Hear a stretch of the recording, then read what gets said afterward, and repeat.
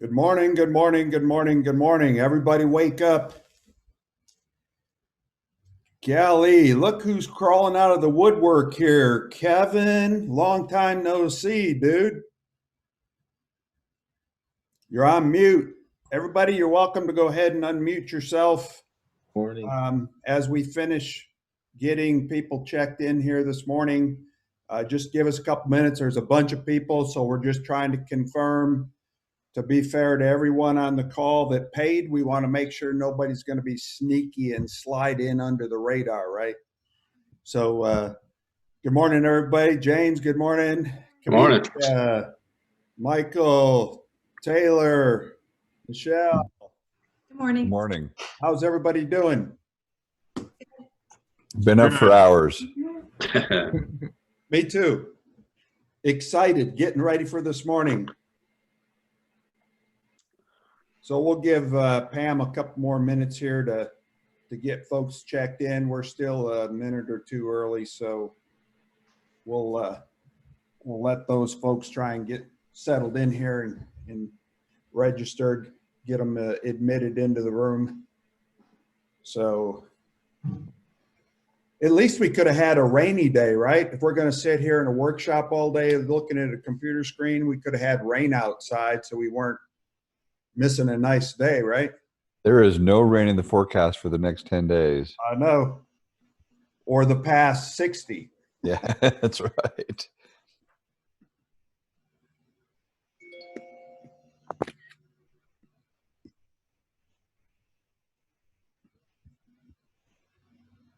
Okay, we'll kick this off here in just a minute. I see Mr. Joe. Good morning, Joe. We got a bunch of folks on the call today. Quite a few people joined us at the last minute, which is great.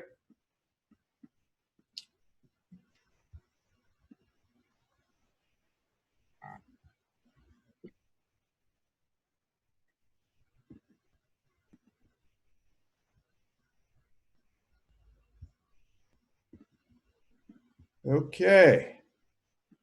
Make sure I got all my stuff up here and ready to go.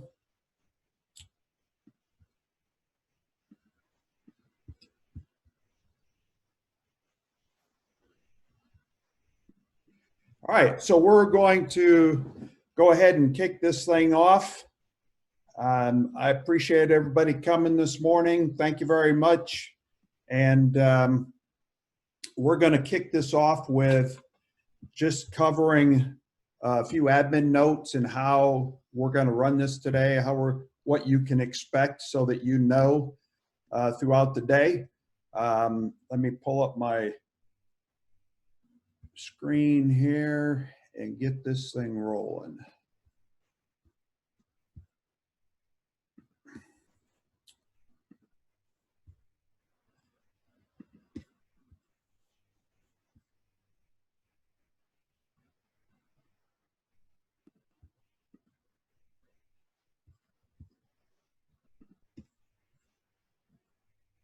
Okay, if you would go ahead and drop a note or unmute yourself and let me know that you can both see and hear me just fine now that I've shared my screen. I'm good over here.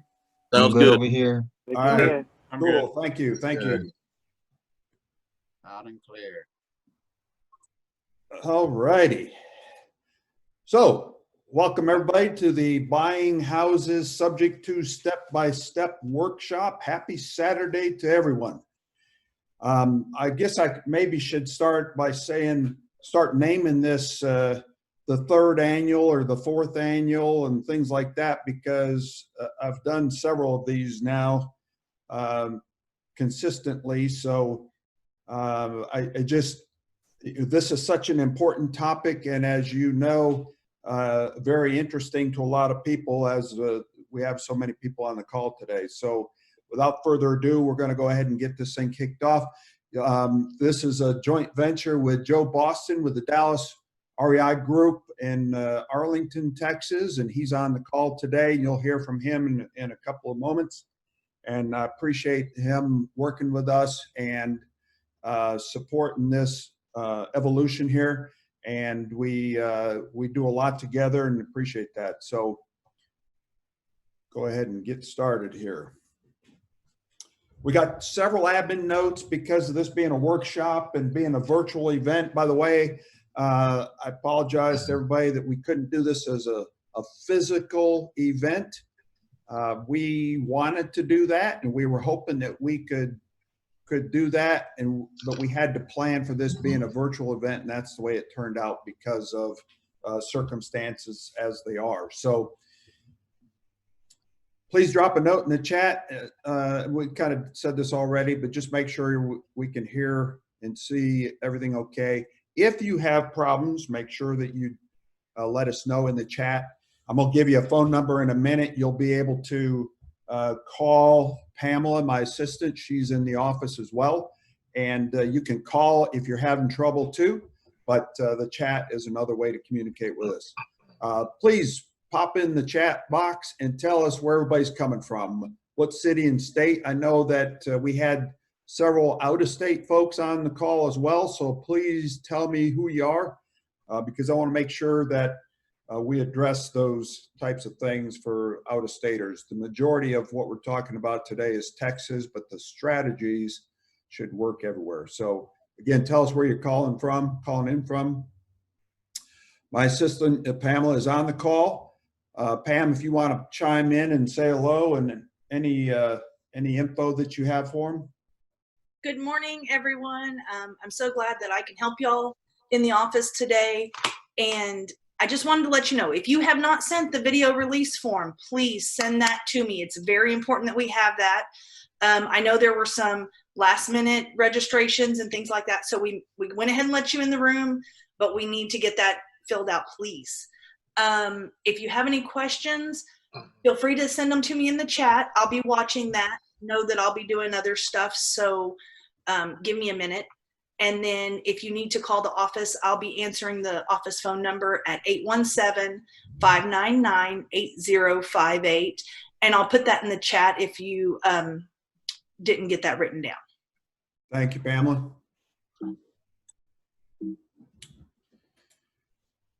Okay, this workshop will be recorded and it'll be uploaded to the group members area of the West DFW REI group members area, and or it'll be sent out via Dropbox if for the non-members if I'm not able to give you the access on the website. So you will get that.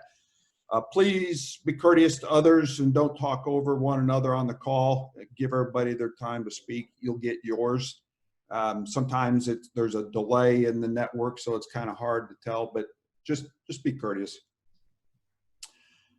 Don't be rude.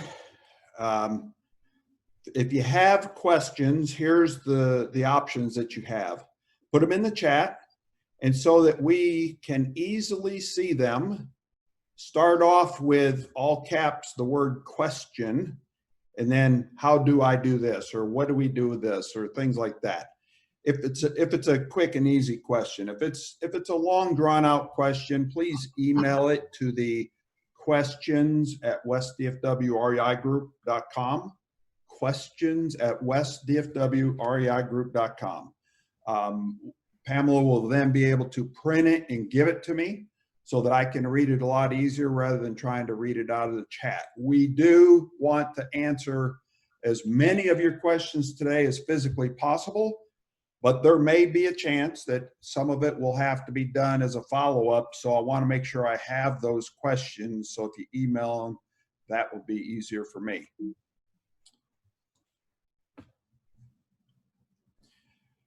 So there's the email.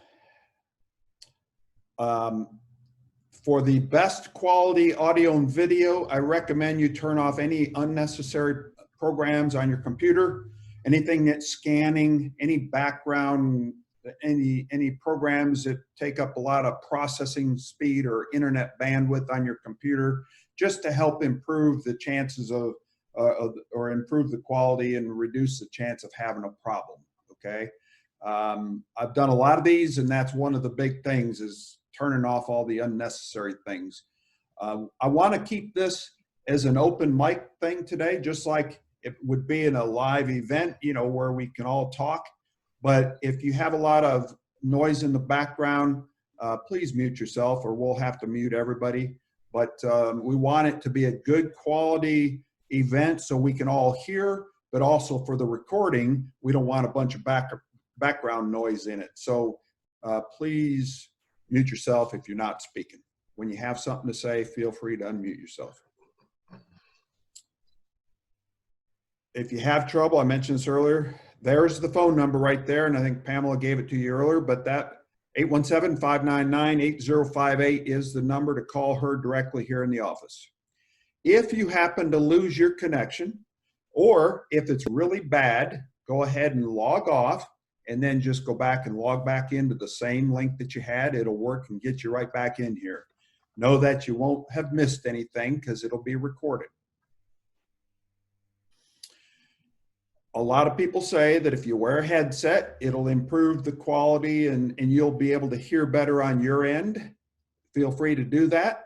On my end, it seems to be pretty good today. So I'm not going to wear a headset and it'll minimize my ability to move around a little bit.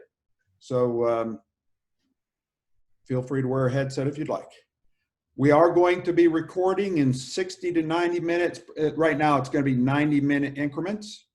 And then we're going to, at that point, that'll also be a quick break. Feel free to take a break anytime you like, of course. But I plan to be taking a break in that time frame.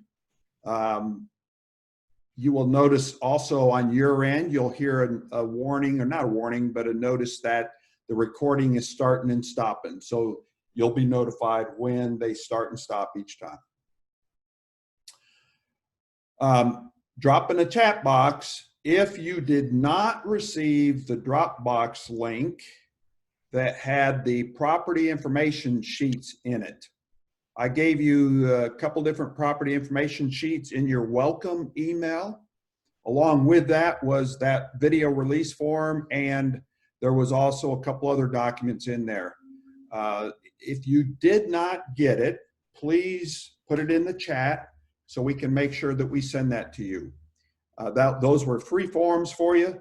These are forms that I use in my business, and I wanted to make sure you all had them. And of course, those are the property information sheets that I wanted you to fill out and submit to us if you had any deals.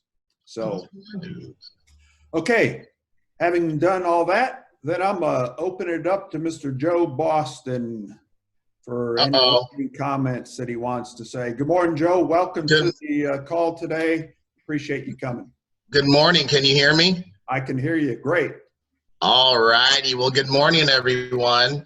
And it's rare that I actually get to do anything from my house. So, I mean, I'm kind of discovering what it is. I'm starting to find stuff that I didn't know existed. Because when you do this business quite a bit, you're not at home very much when you're out in the field doing stuff. But good morning. And first, I'd like to start off by saying thank you, Tim. I mean, it's fun working with you. It always has been. I think there's a lot of similarities between us and how we started, and basically is out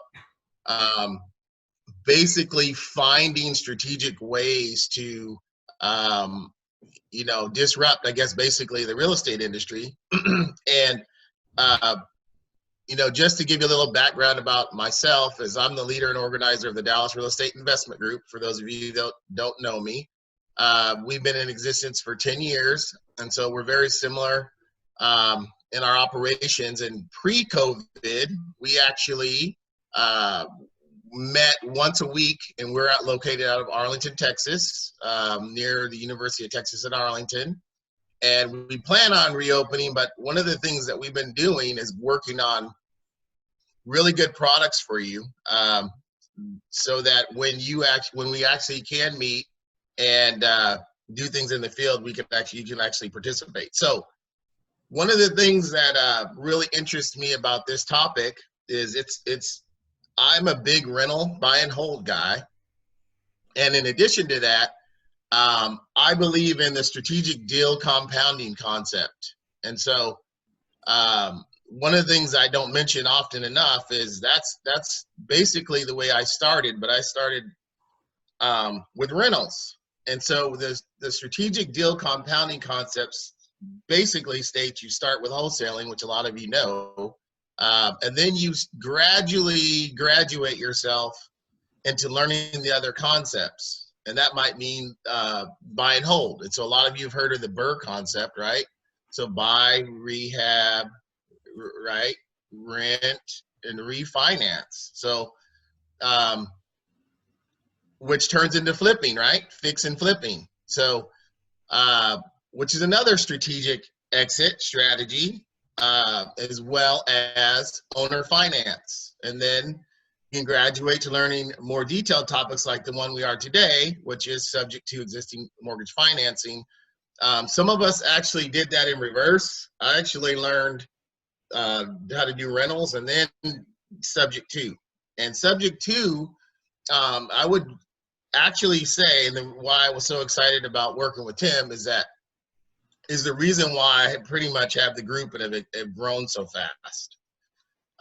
2008 and 2009, a lot of you know about the mortgage collapse. That's when, you know, a lot of people needed our help. And so one of the things I want to go away with or have you leave with is remember what we're doing. We are actually, and I like to say, community servants, if you think about it. We are going into neighborhoods and we're renovating them. We're gentrifying them. We're improving people's lifestyles. And yes, we are making a profit, but we're improving the areas that we actually are working in. And so, you know, a lot of times we overlook that. And so with this process, we're actually assisting people to move on strategically, you know, with their lives. And so they don't understand this exists. And, you know, when I was a realtor, you know, I've been a realtor for over 20 years, and I wish I would have known this when I started.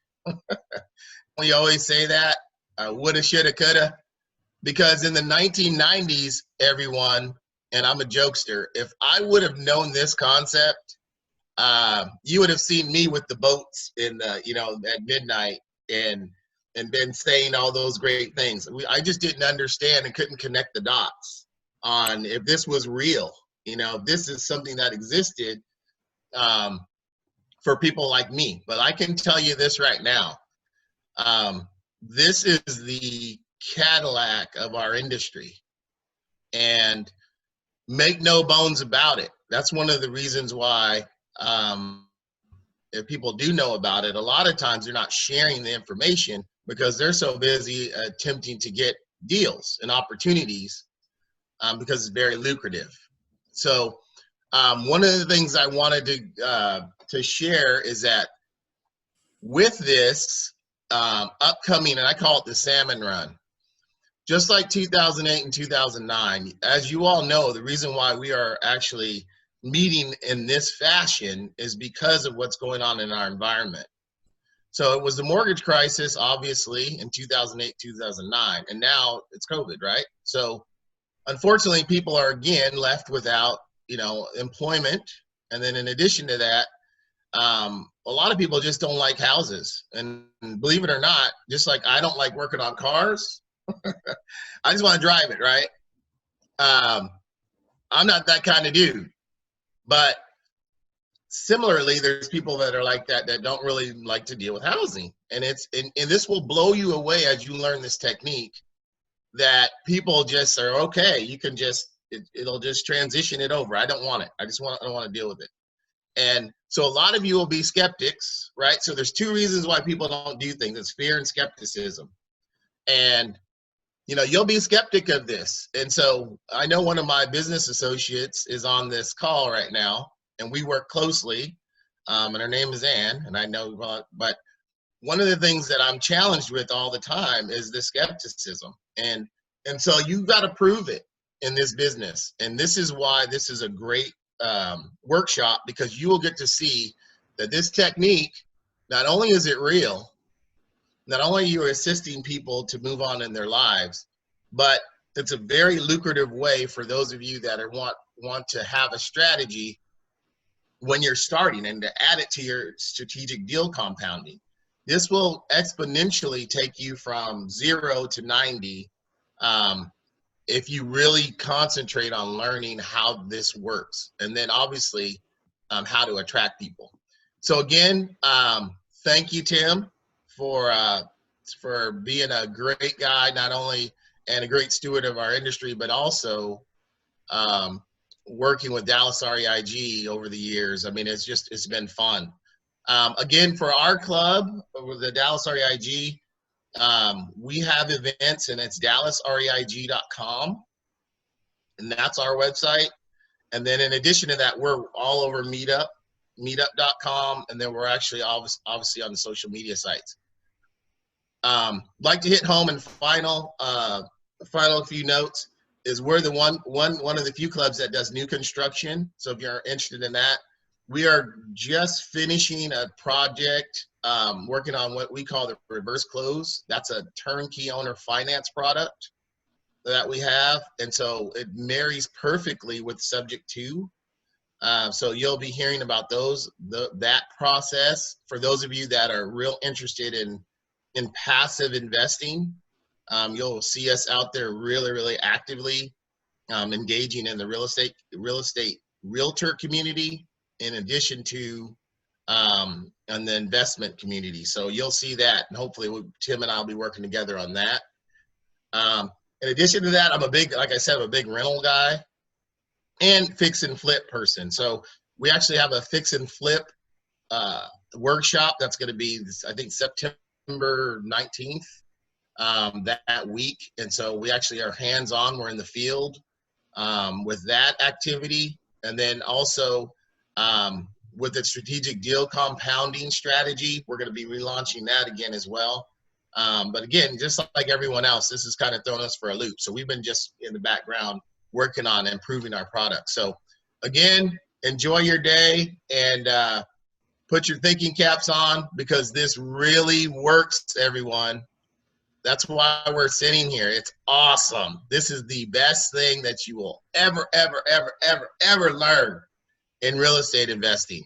So just make sure you take notes, and then also follow up on the strategy with us, because there's people that are out there that really need our help, and you can see that's coming, because the statistic says that 40% of the people that lost their jobs will not either get rehired or be hired back at the same level of pay.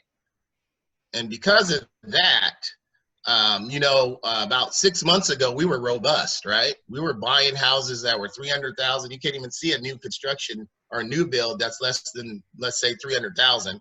Well, because the economy was so strong, people were buying those houses. But if they lost half their income, that's going to be something that is going to be a struggle for them. And so here we come with our capes on, right? So get ready to don your cape. Tim, that's what you should have had. You should buy some capes instead of masks. We need capes. Yeah. Right? So anyways, thank you, everyone, and enjoy your day. Thanks, Joe. Hey, Joe, I heard another statistic this morning that really just supports what we're doing today with this class, and supports what you do with rentals, as well as the owner finance strategy. And that was on the news this morning. They estimate nearly 40 million people face foreclosure by the end of the year, unless the government does something somehow, unless people get back to work or there's money provided or something. Think about, folks, think about the number there. Just in Texas, think about how many people that could be that's going to be looking for help from us. I say us, the investor community, both from a renter perspective as well as a owner perspective. Because there's a lot of owners in this business that got in when life was good. Life isn't so good now for many of them, and they'll be looking for solutions. And that's what we're going to be talking about today, is providing solutions. So, and you know what, Tim, can you hear me? Yep. One of the other things, everyone, that I learned just over the years is people aren't developed or built to have two things going on at the same time, you know? And real estate provides that. One thing that I've learned is that you should always have a backup plan, right? A redundant system. And the thing is those people that if they were actually focusing on what we're doing today, what we're focusing on, they would actually laugh and go, thanks for promoting me, right? So, you know, again, it's fear and skepticism that people don't really have the knowledge. So, you know, for a lot of people, this might be an improvement, you know, to be honest with you. So that's, you know, they don't realize it just because they're thrust in this. They don't have a choice now. But that's a good point, Tim. I mean, they're going to be, you know, they're going to be forced to do something. So also, historically, when there's a blip in the economy, real estate licenses go up anywhere from 30 to 50%. So people think they can rush to real estate, you know, from an agency standpoint. So you're going to see a lot more agents out there as well. So get ready, you know, just when you look at your phone and you're getting robocalled or you're getting agents, you know, flyers everywhere, you know, that's going to be one of the reasons why, because people migrate to real estate, you know, as a reason to, you know, to survive. So. Yep. All right, Joe. Well, listen, thank you very much. Joe is always so savvy and well-spoken, you know, so, you know, he said all the nice things and stuff. So I'm just going to get right on into, let's get on with it, right? So you don't need to hear more opening comments from me because I've got so much to say during the day that I may not even have a voice left. So just my normal disclaimer here, you know, this is for general education and concepts purposes. And basically, you know, I'm not an attorney. I'm not offering legal advice or financial advice, but I am giving you as much of my knowledge and experience over the past 20 years. Hard to believe, Joe, 20 years this year. And this is exactly where I started off, subject to. So you're going to see some of that. We're going to talk a lot about that.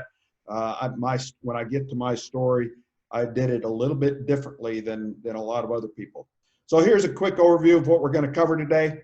What is the due on sale clause? What's a subject to? We're going to do a subject to quick overview. I know that many of you did not make it to my last couple of overviews that we did. So I'm going to cover that really quick. We're going to talk about marketing strategies, pre-screening, deal structuring, how to insure subject to properties correctly. And this is going to be a biggie.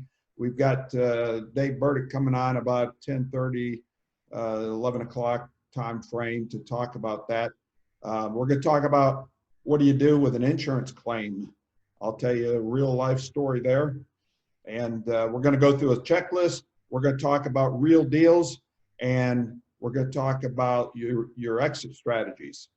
We're also going to cover how to communicate with a mortgage company when you need to. And I'm pretty sure that most of you would say, oh, I don't want to do that. But there's a way to handle it. And if you do it right, it'll be just fine. We're going to go over some documents and forms. We're going to talk about the things you need, documents and items. I need to change that that you're going to need from the seller. We're going to talk about closing day and how to ensure that your sellers do close. And I'm pretty proud to say that in 20 years, I've never had a seller period, let alone a subject to deal, but I've never had a seller back out at closing. So there's some things to do that will help you with that. And then testimonials and reviews and building that credibility for folks. Absolutely critical that you start today. If you haven't already, you need to start today. We're going to briefly cover asset protection and land trust, and then we'll go into the wrap up. Okay. So what's just as important as what we're not going to cover, just to let you know right up front. Okay. We're going to cover a lot of ground today, and it's impossible to cover every angle, every scenario, every problem a seller could have, every financial problem you could come across, every weird, unique thing And believe me, after 20 years, I still come across weird things, okay? So it's just not possible to cover it all. We're gonna do as much as we can. We're also not gonna have time to go in depth on things such as pre-screening, handling objections, asset protection, land trust documentation, estimating repairs, comps analysis, exit strategies. We're going to touch on all those a little. We're not going to get into it in depth, and that's not what this course is about. You could actually have all-day courses and several-day courses on some of these things, and we just don't have time to do that. We'll touch on much of this, but we just won't have time for the details. Okay, market conditions during today's pandemic. Why are we here? You know, it doesn't take, you know, you have to be asleep if you don't know what's going on in the world today for the last 6 months. As I mentioned earlier, they were estimating nearly 40 million people that face an eviction situation come the end of the year if something's not done.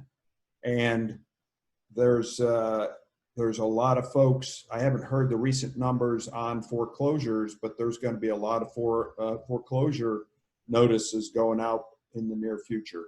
We don't know when. And oh, by the way, I don't have a crystal ball. So just to be clear, you're going to get my opinion as best as I know it and understand it and what I believe to be true.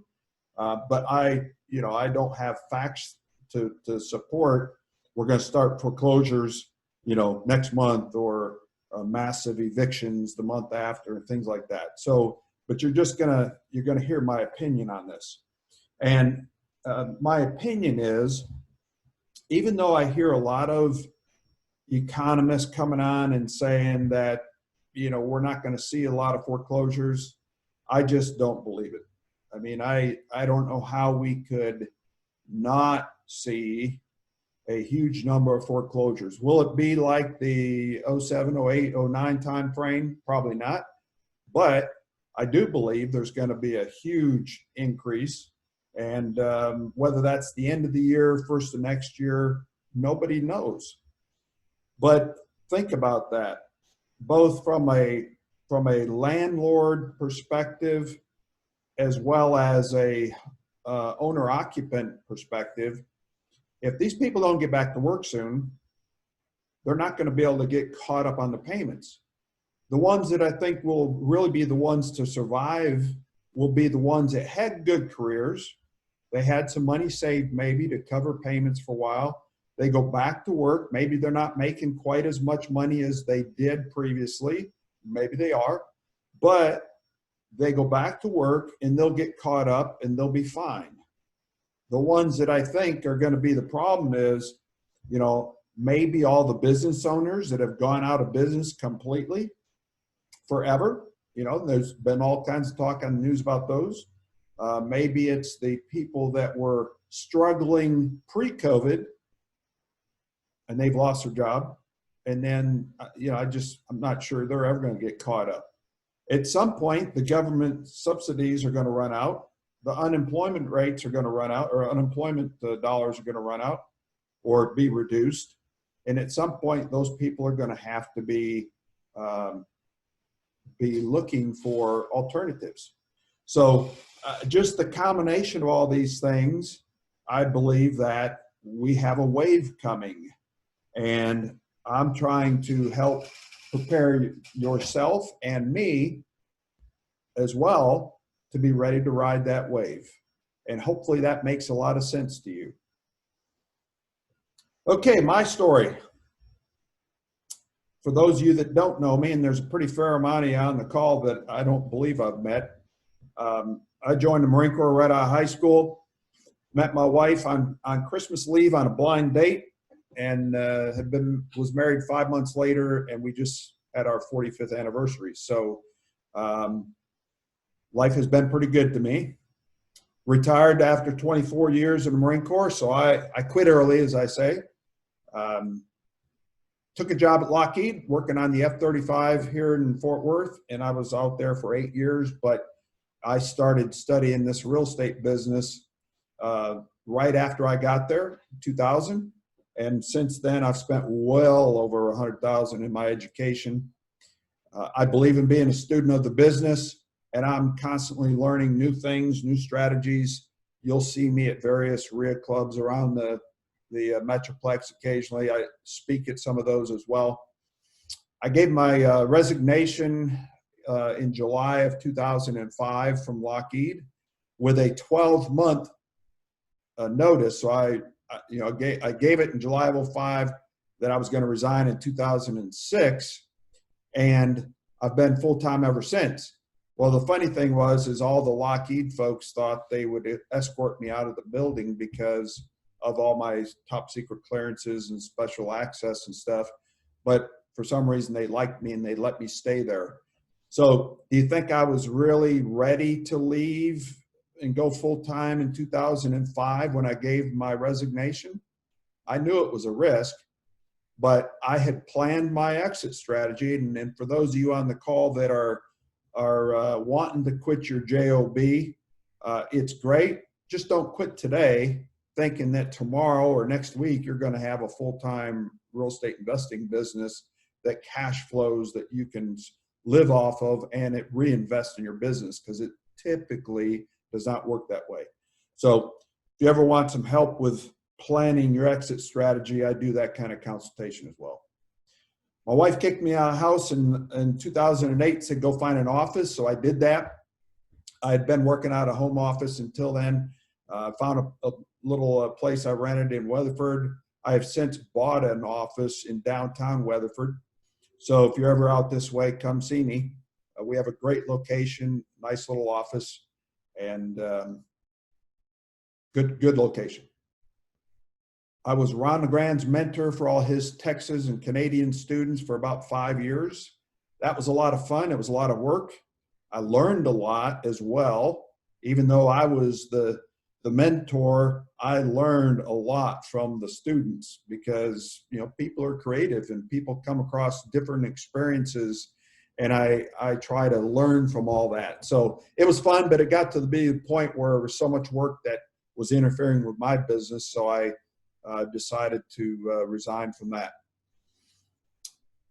I've taught numerous, I can't even count over the years how many subject to classes that I've done.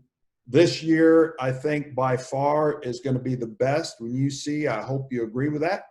There is a ton of content here for you, and I hope that you feel like a sponge today and just absorb of as much of it as you possibly can, and you'll see that here shortly. I formed the West DFW REI group in November of 2009, so we just celebrated our 10th anniversary. Matter of fact, I have my 10th anniversary West DFW t-shirt on, and all of our members got one of those t-shirts as part of that anniversary party. So it's pretty cool. It's hard to believe it's been 10 years though, other than looking in the mirror and seeing my hair color change.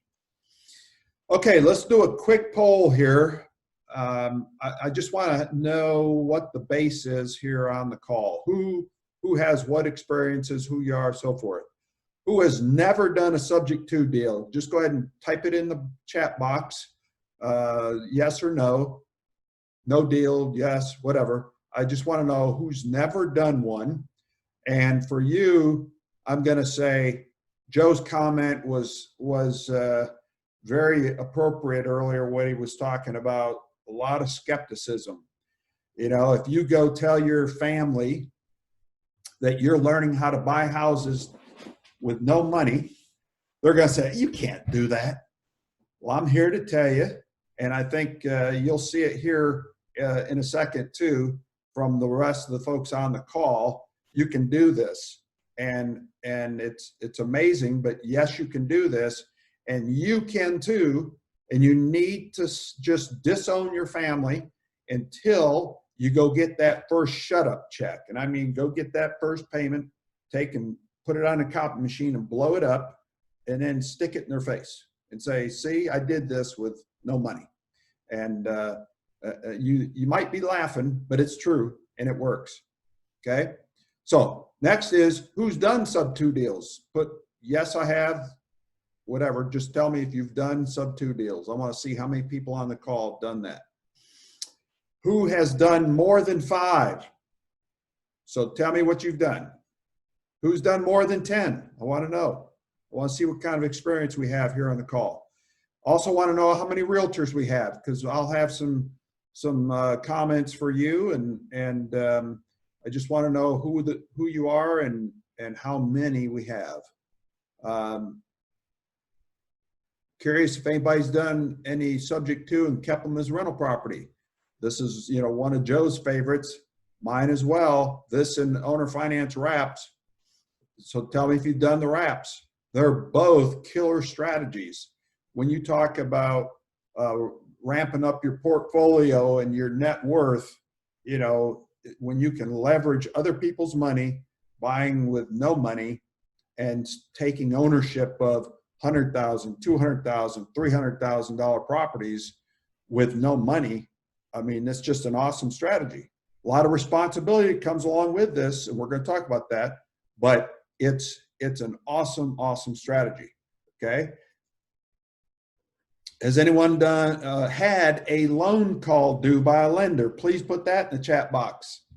I don't know. I've heard years ago, heard that some have, but I have one story for you on a house that was attempted to be called due, but I'll tell you about that later. How many has brought leads to the class? Please submit those to the questions at westdfwreigroup.com so that Pamela can print them off. If you brought sub 2 leads with you, please put them in, you know, please send them to her so that she can print them off, and we'll do our best to cover every one of those live in class if we have the time. And no, I won't go do anything with them if we don't work them in class. They'll be confidential, and we won't share any addresses or anything. We want the numbers part of it and the situation part of it so that we can help you go through and analyze it and make offers, you know, structure an offer and that kind of thing. Okay, so please get those sent over.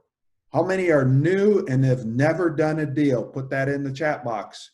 I want to make sure that I address the newbies on certain things if we have any. I don't know if we do, but if you've never done any kind of deal at all, ever, please put that in the chat box for us, okay? And then I know there was a couple of folks, I think, outside the state of Texas. Please just remind me who you are. And I want to make sure we address the differences there may be, but just drop it in the chat box if you're outside the state of Texas, or if you're doing deals outside the state of Texas. Okay, so before I go any further, I want to also make this disclaimer. I'm not a professional speaker, and I am not a professional PowerPoint creator, so you may see some errors in here. You may see me moving around. You know, I'm an old man, have back problems and aches and pains, so you're going to see me get up, move around, and I'm going to be sitting for a while, and I'm going to stand up. You may not know the difference with the background I have here for you, but then if that's turned off and we're looking at I got a whiteboard here, you may see that I'm moving around a little bit. So just want to make that disclaimer for you. Okay, so we're going to get this thing kicked off here. We're going to do a quick overview for those that did not make it to the sub 2 pros and cons of doing getting the deed, and just to kind of give everybody a baseline here. So bear with me for those that are experienced. What does the buying houses subject to the underlying mortgage mean? And I guess the word mean is behind my little image here. But what does it mean? Buying subject to is the first clue that there's a mortgage on the property. So it means that you're going to buy that house, you're going to get the deed on that property, but the underlying mortgage, or you're buying it subject to the underlying mortgage remaining in place with in the seller's name. So even though you're going to be the rightful owner, you're going to have your name on the deed or your entity or your trust name, and we'll get into that a little bit later, but you're going to be the owner of the property, but yet the seller, the original borrower, they're going to be they're still going to have the liability of making that mortgage payment. So everything you do in this transaction, you have to build trust in that seller to trust that you're going to take care of them. And that's going to be crucial. And we'll talk about throughout the entire day that you have to be able to get their trust that you're going to do the right thing and take care of them. We talked a lot about what makes a good deal and a bad deal. I don't want to go into this too much here, but because we're going to cover some of that in some of the scenarios that I've put together, and I'm hoping you see it in some of your deals that you brought us, hopefully. And but there is good deals, and then there's bad deals. Just because somebody's willing to give you a house doesn't mean it's a good deal. So there are situations, and I'll just say as a scenario, if it happens to be 2 mortgages and then they never pay bills, so they've got 5 liens and IRS judgments, and the house is destroyed, that's not a very good deal. I'm not telling you not to move forward on it and try and do something. I'm just telling you that, to me, that you want to spend your time where you have a chance of being successful. So I would say, in many cases, you should pass on those deals. But I'm going to give you some thoughts on that, on what to think about during the pre-screening section. Good deals, though, it could be pretty house, 1 mortgage, a decent chunk of equity in it. We'll get into that. Good locations. Bad location could be another reason to make it, a bad deal. We'll get into some more of that during the day. What's the advantages to you buying subject to? Well, there's a long list of those, right? The advantages are no money, no credit, build your portfolio quickly, take ownership of a lot of real estate cheap. It's fast. It's a fast process once you learn it. So there's a lot of advantages. There's some disadvantages, though. Disadvantages could be things like if you don't handle risk very well, if you don't handle details very well, if you don't handle if you don't handle the stress of dealing with problem sellers, that could be a disadvantage. If you own a bunch and all of a sudden the market crashes, that could be a disadvantage, right? If you aren't prepared, if you aren't planning ahead, you don't have reserve to cover those, that could be a big disadvantage. What kind of homeowner will consider selling to you? Well, most people, the first thing that comes to mind is somebody that's in default. But I can tell you for a fact, over 20 years, I've bought a lot of houses with great credit. And these people that are buying with great credit, selling with great credit, are people that are looking for solutions. So, it's not just a problem seller or problem house. It could be that they're planning ahead. And I can tell you that there's a lot of people that do that, and they may not think the conventional way of selling is the right way to go. It could be a market situation, whatever that may be. I can tell you, we just did one in January of this year that they had great credit. They moved to Michigan. So we'll talk about that deal later. What kind of houses can you expect? Well, many times they have problems, but many times they're pretty. It just depends. It can be any kind of house, okay? It could be any kind of house. What are the risks to you? Well, it's pretty simple. The risk to you is market could crash. Now you got all these payments to make. All your tenants may lose their jobs. Like right now, this is real time, real life scenarios, right? These are real risks to you. So let me say this too while I'm thinking about this. If you aren't considering the COVID situation, the market that we're in today, the job market, the unemployment rates, if you aren't thinking about those kinds of things, when you are both buying and selling today, you better change your thinking, because that could be a huge risk to you. So I'm not telling you it's a showstopper, but you can use that to your advantage to make sure that you have the extra room and the spread, and make sure you have a strategy for occupying those homes and minimizing your risk. There's a way you can write your contract to minimize the risk in your deals, and we'll talk about that later. Okay, what's the risk to the seller? Well, that's pretty obvious, right? You could stop paying the payments and then impact their credit. Or you could stop paying the payments long-term, and if they don't step in and do something about it, then the house could end up in foreclosure. You know, so I mean, these are real risks, and you just have to make sure that you think this stuff through before you take on the obligation to work these deals. Okay, this is a cool strategy, but I'm telling you right now, there's a lot of steps to it, and that's why it's so important you come to this class, watch this video. You're going to get this video, and you need to come back through and listen to this stuff several times if need to. You need to partner with somebody, me or somebody else that's experienced in doing these deals, until you learn the strategies and the steps in detail so you're confident with it. What's your exit strategies? Buy and hold, buy and owner finance, buy, fix and flip. You could assign it, and we'll get into that more later, but I highly recommend you not.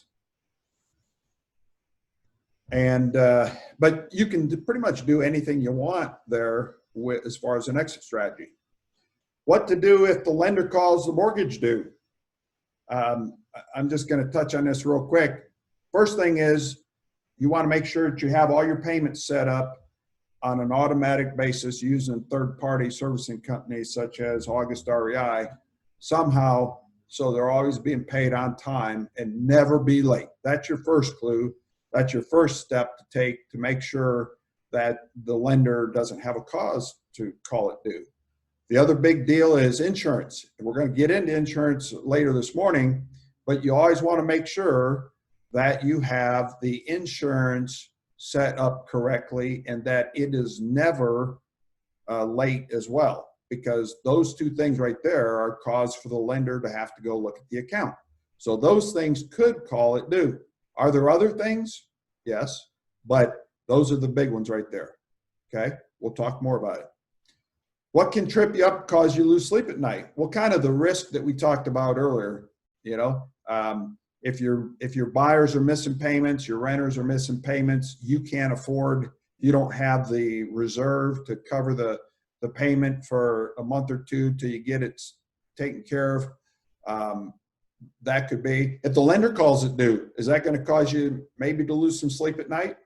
Maybe, for some people. Some people worry more than others, but there's a way you can prevent all that stuff. And hopefully at the end of the day here, you're going to have a better understanding of all this. Setting expectations for success. What do I mean? I can't tell you enough. I can't stress this enough. When you are talking to the sellers, that you are honest and upfront with them. Don't tap dance. Don't beat around the bush what to expect. Okay? Don't mislead them. You know, if they ask you when it's going to be paid off, don't tap dance and say, well, you know, maybe 2 years, you know. Don't go down that path. You have to be upfront and honest with them and let them know that you don't really know when it's going to be, other than it'll be as soon as you possibly can. My wife happens to like to go shopping, so she likes to get paid. So we try not to drag them out too long. But, you know, I have 2 subject to deals that I have owned for 11 years. And that wasn't what I planned on. But because my sellers knew that I wasn't promising any specific timeline, and if there was a market crash, or if there was a buyer that got a divorce, which has happened to me, you know, if those kinds of things happen, I can't control that. I can't control Mother Nature.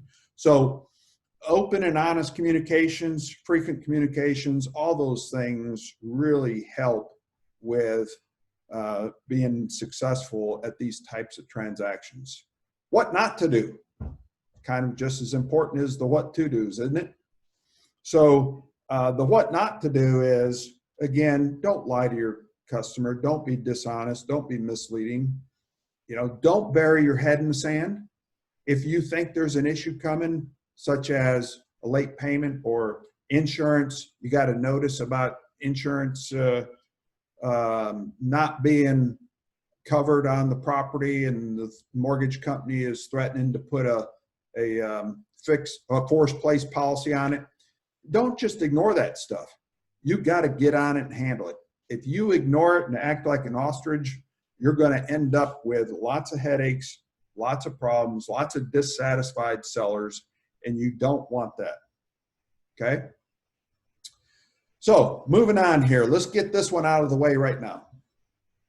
This is the one that most people worry about. Some people don't even know about this, but many people worry about this part of the subject to process, both from an investor perspective, a realtor perspective, and a seller perspective. Okay? The due on sale clause. In the mortgages today, and this is not, maybe not 100%, but close to 100% of the mortgages are going to have this due on sale clause. And basically it says if there's a change in ownership, that the lender has the right to call the loan due. Doesn't say has the obligation, it says it has the right to call the loan due. So this is a big deal. This is just something that you need to understand and be able to explain to the sellers. Yes, they have the right, but the bottom line, and hopefully you see that at the end of the day, the bottom line is all they want is make sure the asset is insured and protected, and make sure the payment is made. And how that's done, they typically do not care. And I'll just leave it at that point for right now. Okay?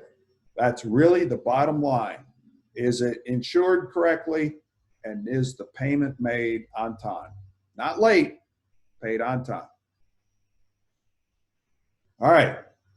Is there any questions before we get into the good stuff? Is there any questions at all? Unmute yourself, pop in there real quick. Okay, moving on. Who is your target? Well, remember, we're after people with a mortgage on their house, right? Whether that's one mortgage, two mortgages, whether it's an ugly house, pretty house, it doesn't matter. We're after any house with a mortgage on it. That would be the first step. Then, you know, the most obvious target is the sellers that are behind on their mortgages. And that's not always the case, but it's a big part of the potential customers that you're going to want to learn to market to. And it could be caused from any number of situations: divorces, lost a job, whether it's due to COVID-19 or some other reason, downsized from a job. They might be in the military or have a job transfer. They need to sell fast. I mean, the more you work this business, the more you're going to see there's all kinds of situations that could potentially be a cause for somebody to look for this type of transaction. Okay. They may have to move quickly. I bought one time that the lady was, the seller was, husband just passed away. House across the street had been listed for a long time. She didn't want hers to be listed for a long time, and she was a little bit disabled. So she had a hard time getting up, keeping the house spotless, leaving for showings and stuff. And so that was her motivation for, you know, combination of all those things was her motivation for a quick sale. So, you know, there's all kinds of scenarios, and to you, it really doesn't matter why, but you just know you have to provide a solution. And that's the big thing. One of the big points I want to make, and hopefully I do throughout the day, is that whatever their problem is, you want to make sure that your offer to them, whether it's one offer, two offers, three offers, make sure, you know, give them multiple offer strategy, but make sure all of those specifically address and solve the particular problem the seller seems to have. Okay? Very, very important that you address it from that level of focus. Could be a loss of a loved one, can't afford the payments, the house is too big. Could be sellers that have good credit, but just looking for a fast solution. I mentioned that earlier. I've done a lot of deals where they flat out told me they're trying to protect the credit. So so in this type of scenario, think about how important it's going to be to you that your credibility is obvious to the seller. So whether that's Better Business Bureau, Facebook reviews, Google My Business reviews, written testimonials on your web page, whatever that is, video testimonials on YouTube, whatever that is, make sure that your credibility is obvious to the seller.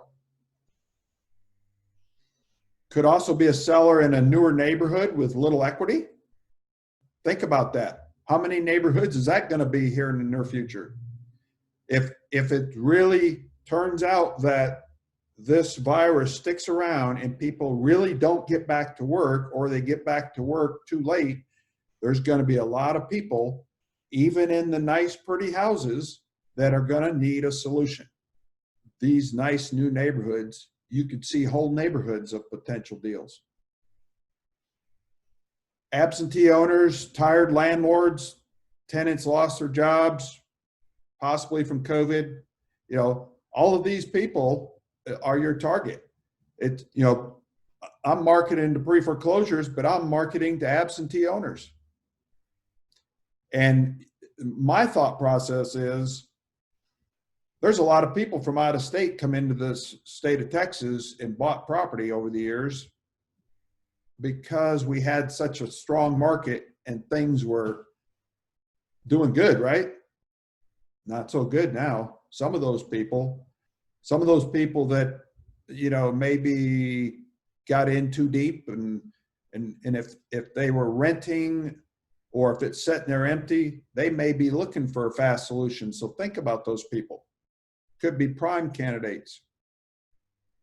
The wave is coming. That's my opinion. No factual evidence for it, but just watch the news, listen to the news, listen to what's being said, watch trends coming, and see what you think.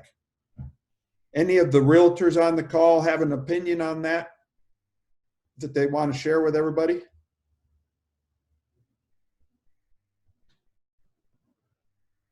Nobody? Can Tim, you have a couple of questions in the chat as well. Okay, let me see. I've got the chat shut down here. Why am I not finding it? 1 second.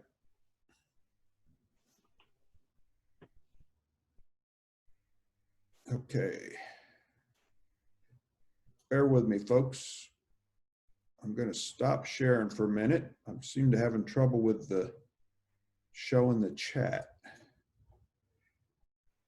Okay.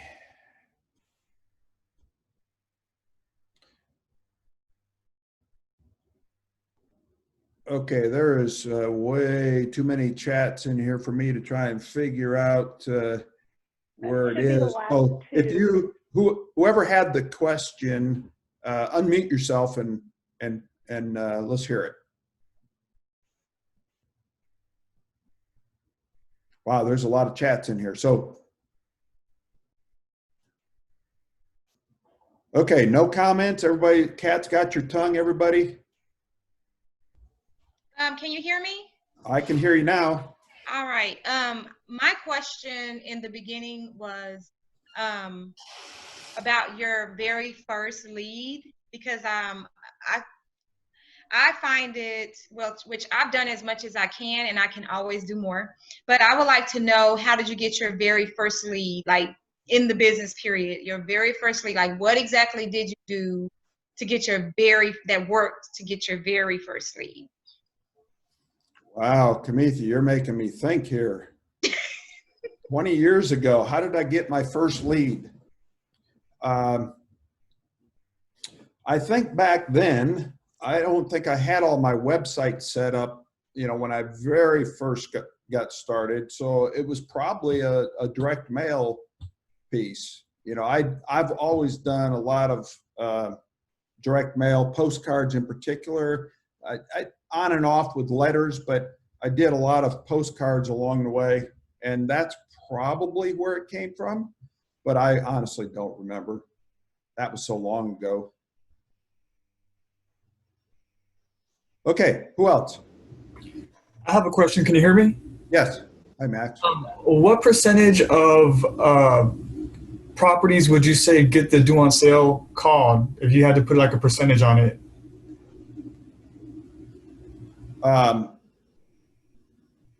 I have never known somebody it's happened to, and you know, I just don't hear of it. So, you know, it's way, way, way, way, way low, close to zero. The only people that I've ever heard of it potentially happen to is if there's a problem. For example, the one, I was going to tell the story later, but the one and only that I had a semi-close call was I sold it on an owner finance wrap and didn't escrow it. So my buyers were supposed to be paying taxes and insurance. Well, they didn't pay taxes. And then they went and got the first year they went and got a tax loan. So that solved the problem. The second year they defaulted on the tax loan. Those guys don't mess around. They filed foreclosure. The lender got involved. They get the notice. And that's when they made the threat to get it back in the seller's name and get it paid in full, or it was going to foreclosure. So we solved it by paying the taxes. Never heard another word from the lender once the taxes were paid. And then I ended up rehabbing the house. I foreclosed on the buyer, took it back. I foreclosed on them, and then I rehabbed the house and sold it. But I never heard one word from that lender after we brought the taxes current, which stopped the foreclosure. So I think your risk is close to zero. To answer your question, could it happen? Sure. But there's things that we're going to talk about throughout the day here that's going to show you a way to minimize that risk from happening. Hey, Tim? Yes. Just to kind of piggyback off of what you're saying, I've done over 20 of these, and I'll answer two questions. The first one was, how did I get my first lead? Well, it was a combination of door-to-door and direct mail. The one thing is, when he and I started, though, it was a little bit different because the cost of direct mail was a lot less. And then if you have a strategy for your direct mail campaigns, meaning if you do a bulk mail, I would recommend that you collaborate with folks. You get a team together, because I think it's like close to 50 cents a piece now, depending on where you go. But if you do it yourself, you do a lot of that yourself, the direct mail pieces, you can get them down to about 20 cents again. But he's right, that's a really good strategy. But again, there's a lot more people doing direct mail when we started. So I'm a big proponent, and if those of you that are around me, I'm a big tennis fan. You can't see behind me, but I'm a big tennis fan. And so the thing is, you don't have to hit it the hardest. You just got to hit it where they aim, right? So think about things that other people aren't doing, which are the things that now with the advent of technology are actually the labor portions of the business. So it's kind of getting out in the street. I've landed my biggest sub 2 opportunity, one in the street, right? Kind of door to door, and then also word of mouth, networking. And then when you're with your sphere of influence, make sure that they know that you're in the industry, because if you're going to church and so forth, that's where you're going to find kind of, quite a bit of leads. So we're gonna get into that some more. Yeah. Okay. So, Kamithia, back to your question again, and I just read the full email. And this goes to kind of what Joe just said as well. The people that want to be hermits and want to sit in the corner and not tell people who you are and what you do are going to be the ones that get the least amount of leads and stuff. This is a business where you need visibility. This is a business where people want you have to tell people who you are and what you do. Don't be afraid to be bold about it. For those of you that know what kind of vehicle I drive and stuff, you got to put yourself out there and tell people who you are and what you do. Just like Joe said, you're sitting in the church pew and they may be struggling. And I know somebody that did this. He's no longer in the business, by the way, but they were afraid to tell people at church, their friends at church. They refused to wear clothing, stuff like this, tell people what you do. They refused to put even magnets on their vehicles and go to church because they didn't want to bother their friends when their friends could be hurting and they could have the solution. So you have to tell everybody. You have to be, like Joe said, be where others aren't, but also you have to diversify what you're doing. Don't try and rely on just business cards or just door knocking or just a website or just a decal on your car. You have to do all these things. But what's the old saying? How do you eat the elephant? One bite at a time. You don't have to go out and implement all that stuff tomorrow after this class. We'll talk more about these things. But what you have to do is go implement them as you can. Implement what you are comfortable with to start with, and then go into the other things that you can learn. It might take you a little time. Do what you can do today to get started, and then just expand on that.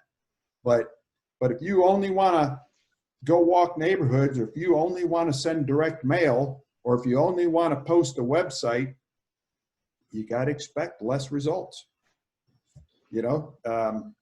But the combination, we do all these things. I've got multiple websites. You always see me wearing clothing like this to tell people what we do. You can't miss my truck. You can't miss it if you're in a mile's range of it, pretty much. So, all these things are combined help me do deals. So just keep that in mind. Okay, was there any other questions before we get moving again, before I go back to my presentation? I have one more question. I'm not sure if it's gonna come up in the class, but can you do subject to with vacant land? Is there a mortgage on it? I don't know. I know that it's 150,000, but We could do it with the loan, but you need to. I've never done that to start with, so I'll say that. But I don't know why you couldn't. Now, where you may run into a problem is if you have a private lender on the note. If it's a hard money lender or a private money lender, they may not act like a mortgage company. So that would be a question you'd have to find out. I can't really answer it without doing some investigation on that. But remember, this subject to strategy is designed for houses with mortgages. So what if there isn't a mortgage and the person was willing to accept you creating a mortgage, basically paying them over the next 10 or 15 years? Owner finance, absolutely. You could do an owner finance on that. Absolutely, Rodney. Was that the situation you sent me earlier? Yeah. Yeah. No, that's a great owner finance deal to do it that way. But it wouldn't be, you wouldn't call it a subject to, because there's not a mortgage company that you're going to be taking over. Okay. Thanks. Okay.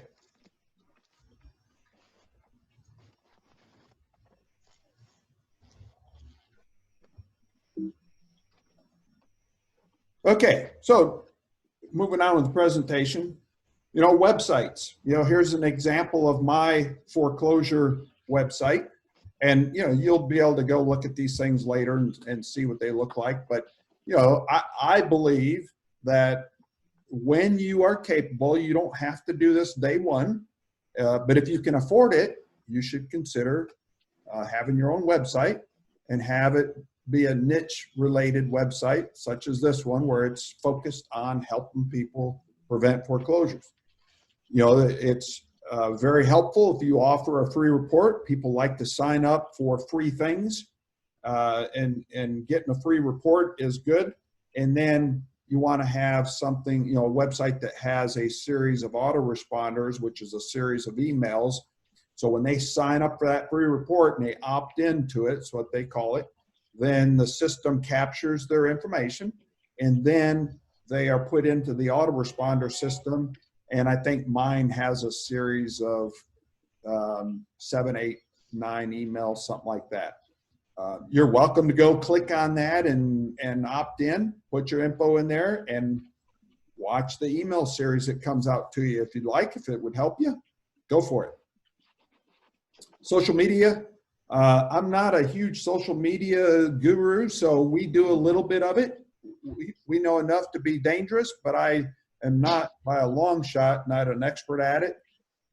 You know, there are a lot of people out there that do post and ads, and you can do the same thing. It does take some work to get that one right. I know that it works great for selling houses, and I know that there are some people that sell programs that say they can generate leads for sellers and stuff. But I've not had a lot of luck with that myself. Pre-foreclosure list, such as the ones that you can get from Real Estate IQ. You know, these lists can be delivered every day to you. There's a lot of list sources. Real Estate IQ is a real-time list that's here local, and you can get pre-foreclosures. You can get absentee owners.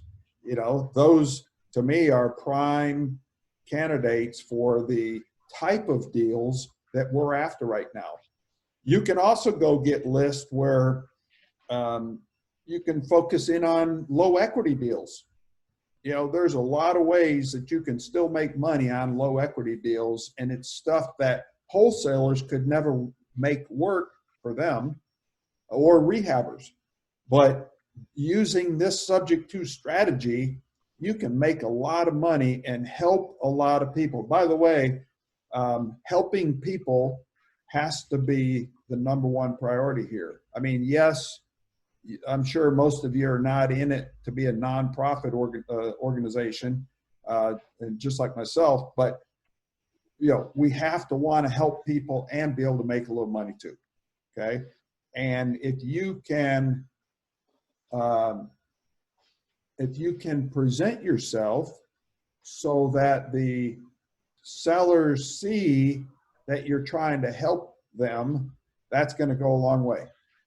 If you are only worried about how much money you're making, then it's going to show through, and you may not get that deal.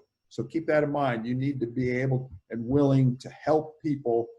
And quite honestly, I've gone into homes and made a lot of offers and also made recommendations. I do this quite frequently. If the deal's not right for them, I make recommendations to them on what I think they should do if they wanted to have a different outcome. They wanted to make more money, or if they were going to lose money in the deal.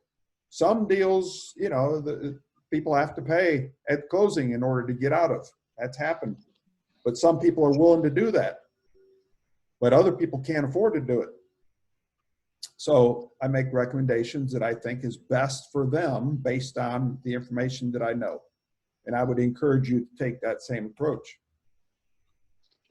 Other list out there, you know, there's,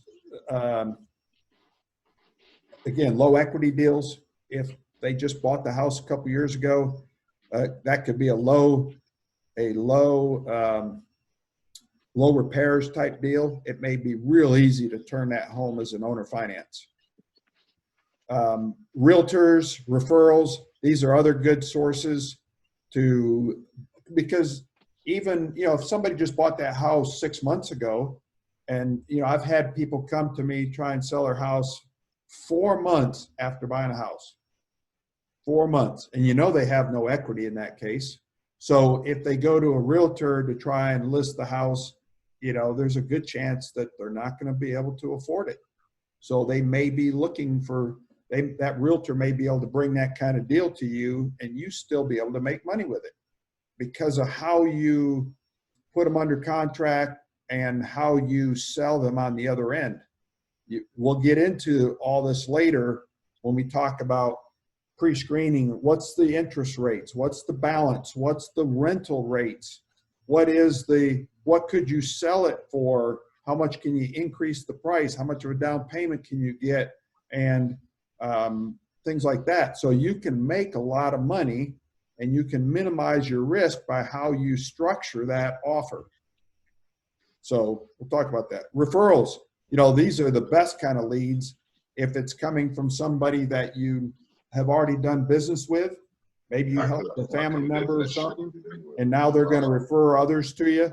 That's a pretty easy deal in many cases because they already have confirmation that you took care of their friends or family members. So keep that in mind. Referrals word of mouth is great type of leads. Local investor groups, you know, go network, go to the West DFW REI group or the Dallas REI group, and network. Tell people what you're looking for. You know, I tell wholesalers all the time, you know, when I go to places or even online, I said, I don't want just the rehab deals. You know, I also want all your leads that are still motivated sellers, but maybe they don't have the equity spread in it that you need for a wholesale deal or a rehabber. But if there's still some equity in it, and even if there's no equity, perceived equity, I still want the lead, because if they're motivated and I do the deal, I'm going to go put it under contract as a subject to kind of deal and either rent it or sell it and still make money on it, and you will get paid. Wholesalers can still get paid off those deals that you're throwing in the trash today. So keep that in mind. Bird dogs. Get people out there. You know, you can't be everywhere, right? You need eyes and ears everywhere you go.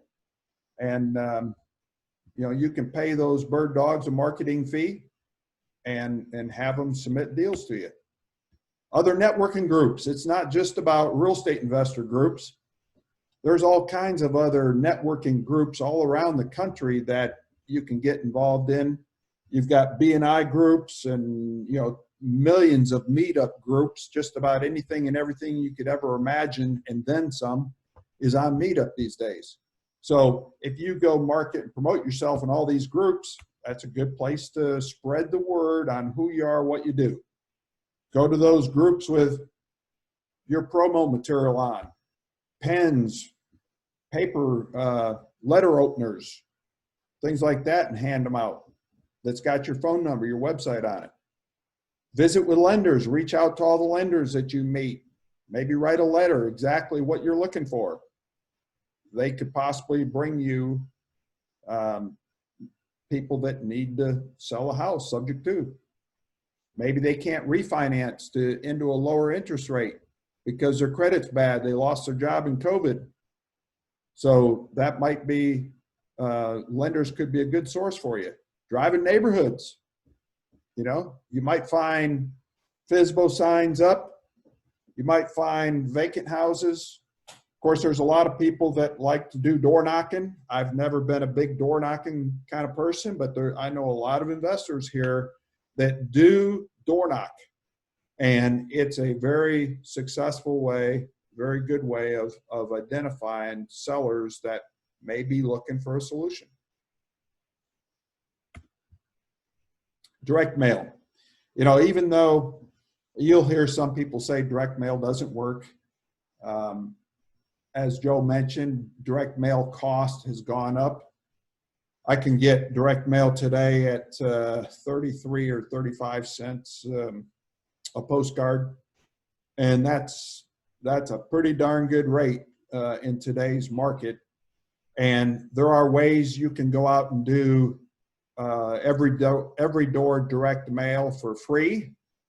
Takes some work, but that's another way of doing it too. And you know, but direct mail to me has always been good. I believe in it today. We're doing it today. We just started it up again. We backed off for a while, and we're working on relying on websites, but now we're trying to ramp things up, and we're starting our direct mail all over again. We've got some new postcards refocused on the COVID situation, and you know, we've started mailing, and I believe it's a viable source. But again, I believe in doing a little bit of everything, and I think you should too when you can. Here's a couple quick examples of postcards that we do. And you know, these are pretty straightforward. We're driving them to the Void Foreclosure Fort Worth.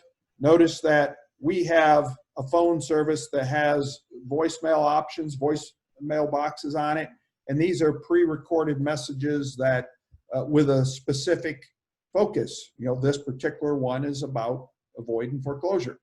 I do need to go update those for the COVID situation, but it's still a pre-foreclosure recording, and we use Vonage Business for that, and it allows me like 10 mailboxes, so we can drive people to the specific recording. There's another postcard. This is an oversized postcard, so it goes into more depth. Again, diversify. We have small, very short to the point messages. Then we have others like this that are longer, more content, just to kind of explain more about what we do. Here's the back side of it. Again, we have the option number and the website in there, and we drive everybody to those sites. By the way, the other thing that we do, and this goes back to the credibility thing, is I want to make sure I have TMC Property Solutions. That's my house buying company. TMC Property Solutions, I want to make sure that that's on everything that I produce, everything I generate, every lead I send, because I want people to go Google TMC Property Solutions and see that we do what we say we'll do, and that's coming from other people. So very important, very powerful if people can just go log in to Google and see that. Tim, I have a question. Okay.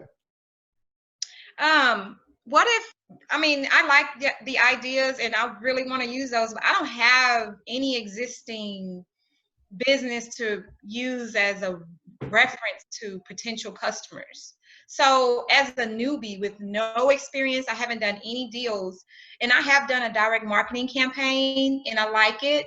I haven't gotten any deals from it, but I do think that it's getting my my name in the hands of people. What would you suggest a newbie do if they don't have, like, I have a website, I can drive people to it. I even have a Google number. It doesn't have, I don't think it offers the mailboxes where I can have them press a number and listen to a message. I could figure that out, but I like the idea of having a reference for someone to be able to, hey, this is what I've done. You know, I'm trustworthy. How do I build that as a newbie and I don't have anything to build on? Like, really good question, Kamithia, and here's what my answer has been for many, many, many years when I get asked that question. first off, you have to start somewhere. I started the same place. So, you know, you're not where I'm at 20 years later, but I was where you're at 20 years ago. So start now, get the presence created, and, you know, then it's established, and every day counts as seniority, you know, towards you haven't been out there for long term, right? I mean, I started with a day one, but here I am 20 years later. So get started. Don't be so concerned about that. Get your things in place that we're talking about. Get your company name, get your phone number. You can put a recorded message. So today, if you don't have the ability to add the business lines where we have multiple voicemail boxes, you can do a voice message on there and just make it a generic message. Later on, you can add the other extensions, a different phone service. But in the meantime, though, you know, your story can be something like, I'm affiliated with a group of investors, and you can always go reference the West DFW REI group, right? And I tell people this all the time, that, you know, you are a part of a group and part of a family here. I want to show you something else. You are a part of a group and a family, being a member of the group. Now, you know, and when I say that, what I mean is, you come in here, you can reference people to the code of conduct page and show people that you're a part of this, and this is what we are a part of, and we believe and we teach. And it talks about taking care of people and doing the right thing. So, you know, don't be afraid to do that. And of course, you know, if there's a time and a place for us to ever joint venture, now you have you're using the clout of my company and us working together. Now, don't go out there and tell them that you're a part of TMC Property Solutions and then we're not working together. But we certainly, if we're joint venturing, you can use my 20 years experience to help with that. Does that make sense?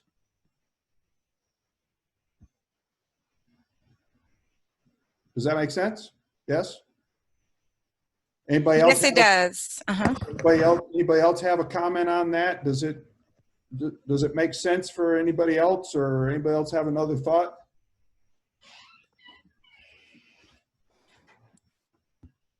Well, of course I do.